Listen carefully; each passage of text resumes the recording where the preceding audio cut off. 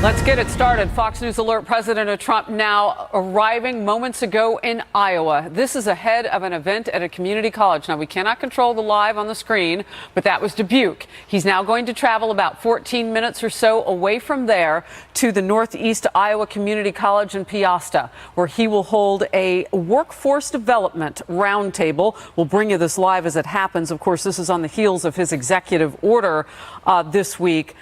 Establishing a President's National Council for the American Worker and American Workforce. We are all over the story as it pops. We'll bring it to you live. Meanwhile, Fox News alert on this. Top House Republicans huddling on Capitol Hill today after a group of GOP lawmakers introduced a resolution to impeach the Deputy Attorney General, Rod Rosenstein. They say they will continue pressuring the Justice Department to comply with document requests instead of forcing a vote today. But they warn the move of impeachment is still on the table. You're watching Outnumbered. I'm Harris Faulkner, here today, Fox Business Network's Dagan McDowell, Republican strategist and senior fellow for the Independent Women's Voice, Lisa Booth, syndicated radio talk show host and Fox News contributor Leslie Marshall, and in the center seat, Fox News senior judicial analyst Judge Andrew Napolitano. We say he's outnumbered. We also affectionately call him Judge Naps. Happily outnumbered. Good morning. Good afternoon, everybody. Good afternoon. You ready to get with it? We need your expertise. Impeachment? Let's do it. Questions remain over whether a group of 11 House Republicans will force a vote to impeach the Deputy Attorney General, Rod Rosenstein, once they return from their August recess, which starts tomorrow. They introduced a resolution to do just that yesterday, saying the Justice Department has failed to provide requested documents to the congressional committees, and accusing particularly Rosenstein of having a conflict of interest overseeing the Mueller Russia investigation. GOP Congressman Jim Jordan, one of the lawmakers leading the effort, says this. It might have been 120 years since someone's been impeached, but when was the last time you ever saw the FBI take a disproven document with no credibility, no validity, no corroboration, take it to a secret court, not tell the court who paid for it, not tell the court that the guy who wrote it had been leaking information to the press? When have you ever, and not just once, 4 stinking times, and the last one Rod Rosenstein signed.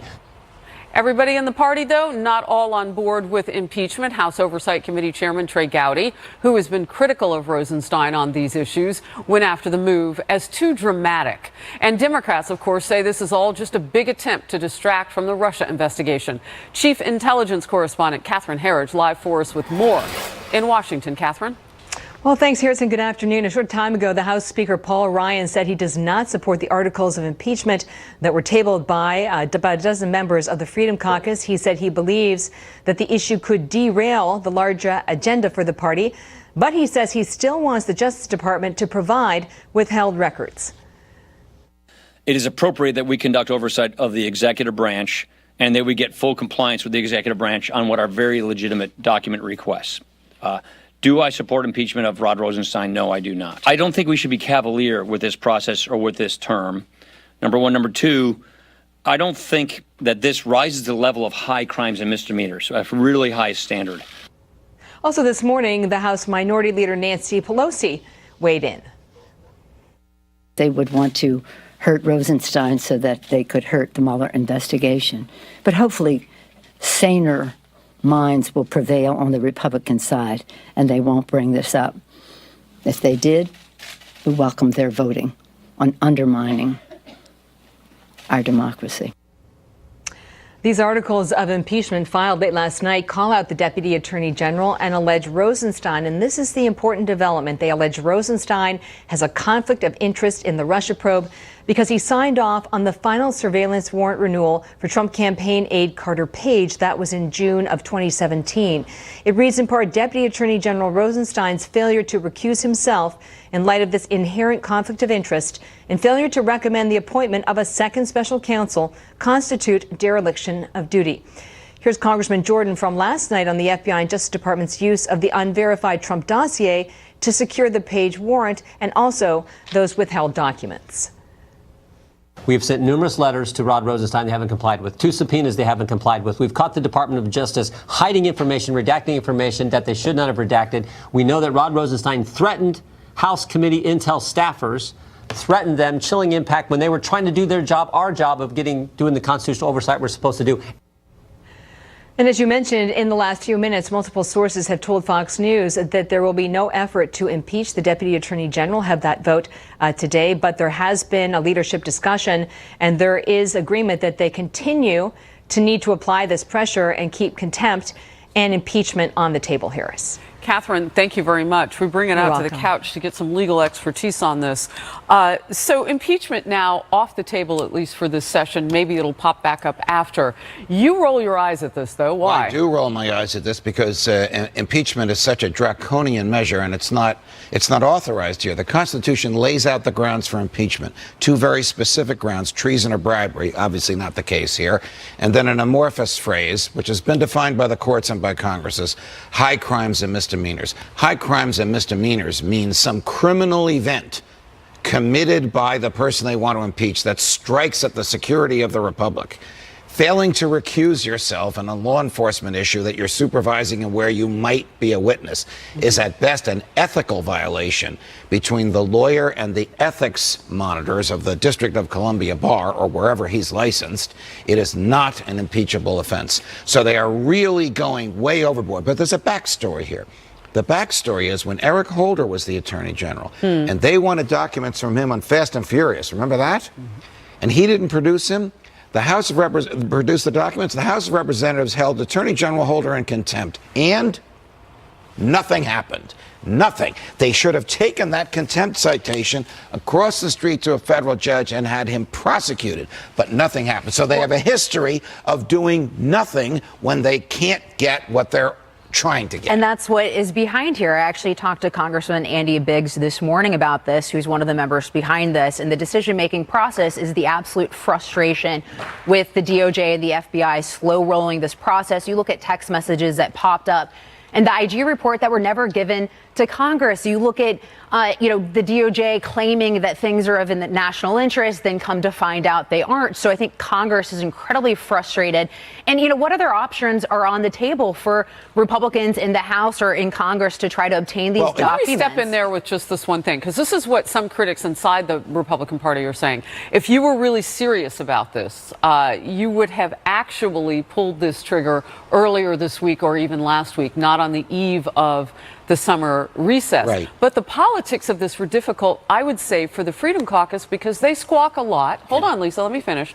They squawk a lot about rule of order. This actually was not per the protocol. Correct. So to go back and get that right, which is what leadership is saying today, actually is not a bad idea. It could still be a pop-up if they don't get what they want post-side of summer recess. So if Harris is right and what they really want is for all of us to talk about this, they have absolutely succeeded, because obviously we're not the only ones that are talking about it. I want to get Leslie in here. Can I just make one more point real quick? So I will say, when you had moderate Republicans try to move forward with the discharge petition, they were praised in the media. Nobody was talking about the fact that they were trying to usurp the regular order, or the fact that they were trying to go, move something forward without committee or undermine leadership. I want to get House Leslie in Freedom here Caucus does something, I want to hear what Democrats have to say. Leslie?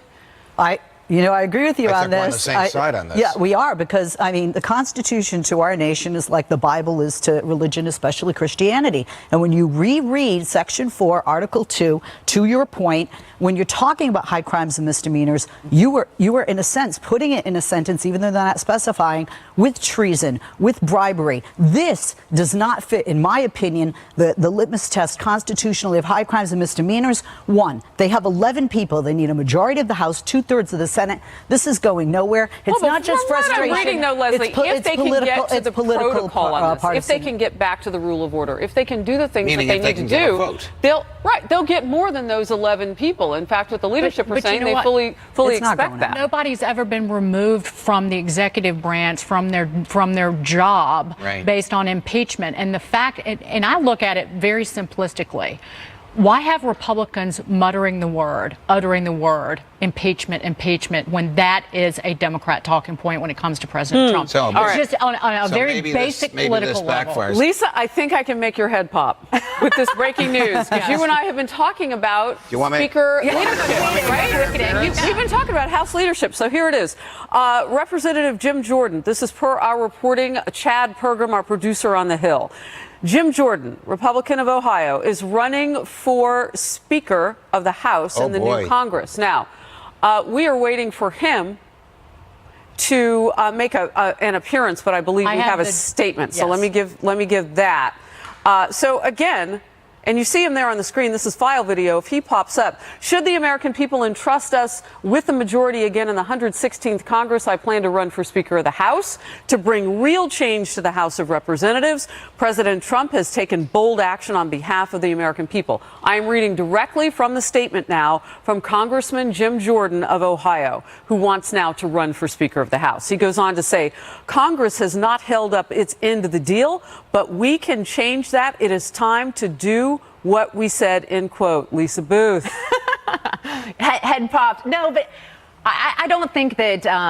Ultimately, I think it's going to be someone like Kevin McCarthy or Steve Scalise. You don't think it'll be him? I don't. I don't think it's going to be. But, Lisa, but it does demonstrate how the Republicans are very divided right now, as Democrats are as well. This is not a popularity contest. This is the quintessential small government Republican gaggle. The same people that are trying to impeach Deputy Attorney General Rosenstein versus the standard run-of-the-mill Republican leadership. This is an ideological battle. The Freedom Caucus. I don't know why anyone would want this They're job. not the establishment. The establishment is Kevin McCarthy. Jim Jordan is Freedom Caucus, small government. You have the small government conservatives and libertarians battling the establishment that has led the Republicans in the House of Representatives. Yeah, but the difference between that and the Democrats is you've got socialists on one side and that end. That's a little bit different than the Freedom Caucus. But it's a battle for the heart and soul of the Congress. But since not I'm a popularity the finance reporter, I look at the numbers. So here are the numbers. All right. Jim Jordan would likely have the backing of 40-plus votes of the conservative House Freedom Caucus. The question is, can Jim Jordan get the 218 votes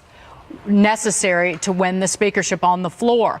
Who does he pull away from a Scalise, from a McCarthy? What happens? Do you need to have somebody, do you need to have them just bow to the Freedom Caucus's wants and wishes because he is running?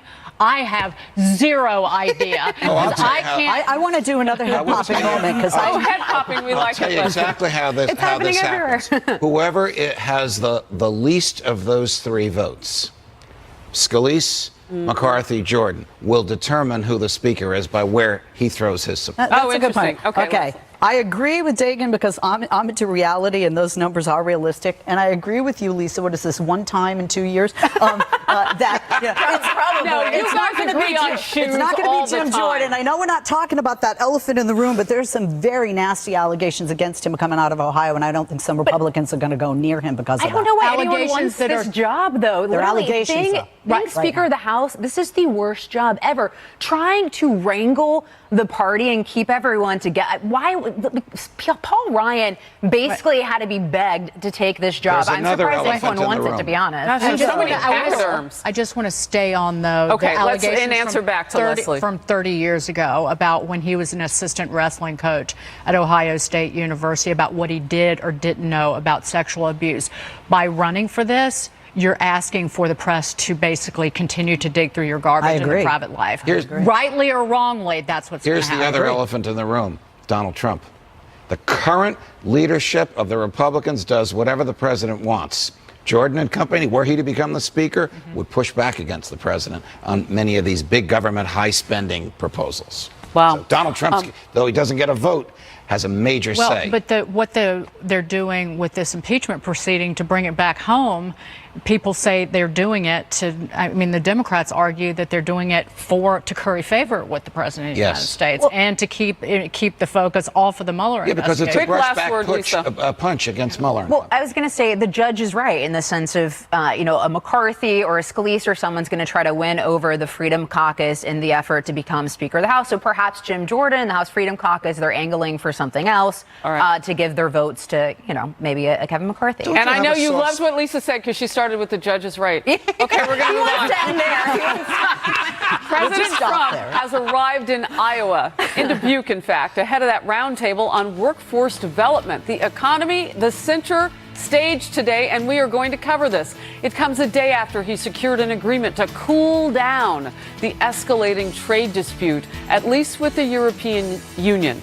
That matters to a whole lot of people in Iowa and throughout the Midwest. We'll go there live as the president speaks in Iowa.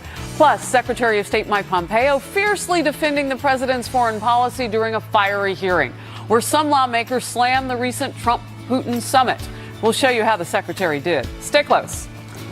Just ask you a simple question. Did you? You can't eat up my 7 minutes, Mr. Secretary. Did he tell you whether or not what happened in those 2 hours?